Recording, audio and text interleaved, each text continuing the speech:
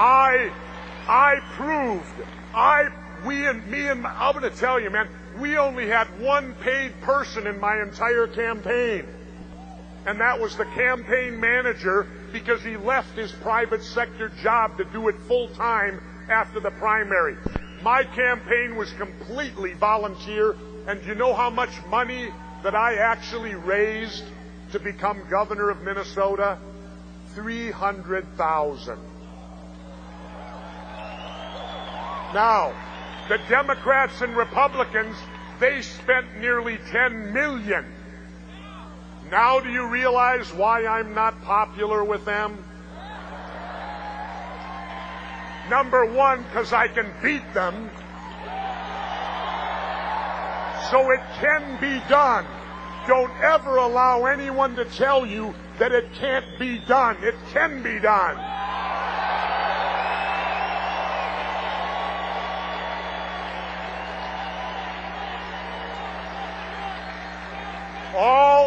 All we need, not this year, all we need is a fair and level playing field.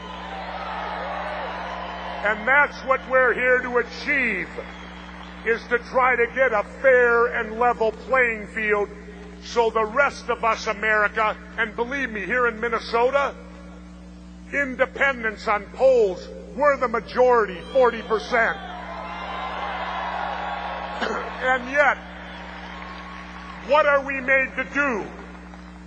We're made to pick the lesser of two evils. Well, in the words of the late, great Jerry Garcia of the Grateful Dead, Jerry always said if you're made to pick the lesser of two evils, it means you're still picking evil. Now, we need to demand more. We need to demand more of our elected officials, and we need to demand honesty. I'm tired of being sold the bill of goods. I'm tired of the dishonesty that's in government today. But you know who's responsible for it? We are. Personal responsibility. We are responsible.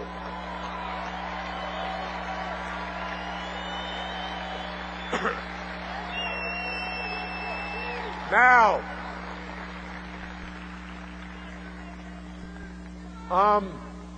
I've been living in Mexico for half the year. You know, I live with those brown-skinned people that we're so scared of that we're going to build walls and barbed wire fences and all of this stuff, and we're going to turn my country into East Berlin.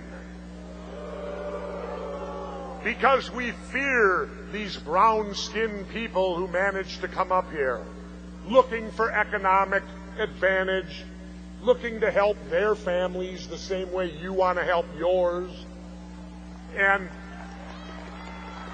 to me, when I look at the United States being turned into East Berlin, it is not the country that I served when I was in the military.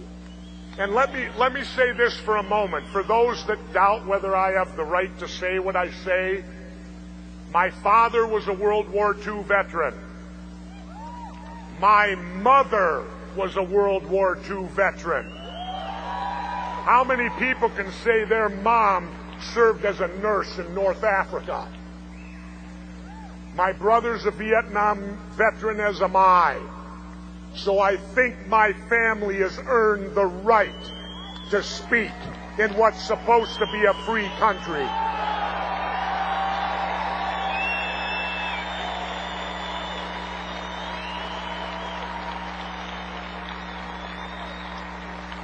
It is time for us to take our country back and to make these elected people start looking at that document called the Constitution.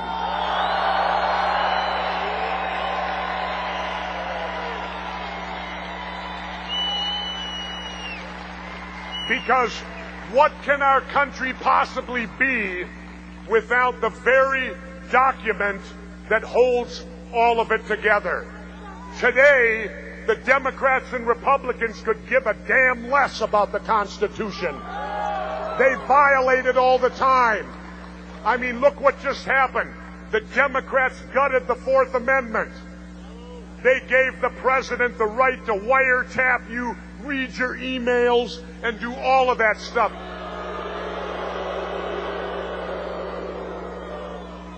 It's called illegal search and seizure.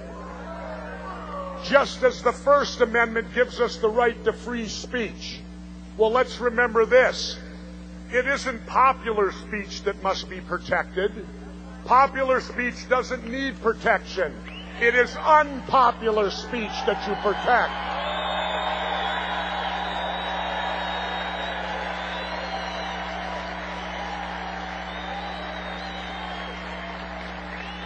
And now, if we may, let's move to that Second Amendment. Now, I'm not a gun-toting fool, but I get so pissed off when I hear them saying, well, we're not going to take away your ability to hunt. Well, ladies and gentlemen, I got news for you. When our forefathers wrote the Constitution with the right to bear arms, it was not about hunting and fishing because, wait. Because back then, if you didn't hunt or fish, you didn't eat. The Second Amendment, the right to bear arms, is there so that we, the public, if our government gets out of control, we have the ability to rise up and change it.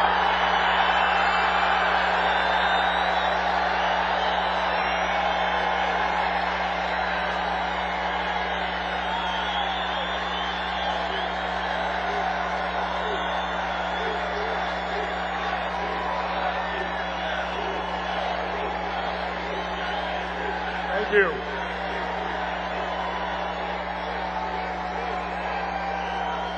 And just because we believe in that amendment does not make us fools. It does not make us gun-crazy people. There's a reason they put that in there. And as I said, the reason is so we have the ability. Now, many people have said to me, well, wait a minute. How could we, the citizens, ever stand up to the U.S. government and their entire military might? Well, wait a minute. I got the answer. We threw everything we had at Vietnam, and they were nothing but a bunch of farmers with a few AK-47s, and they withstood it all.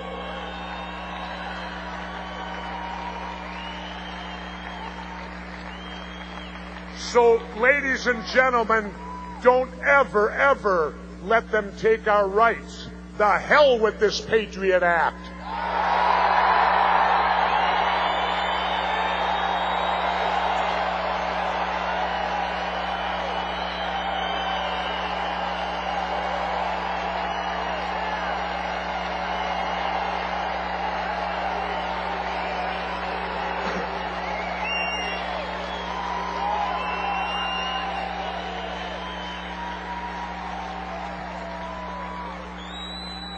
If you want to be patriotic,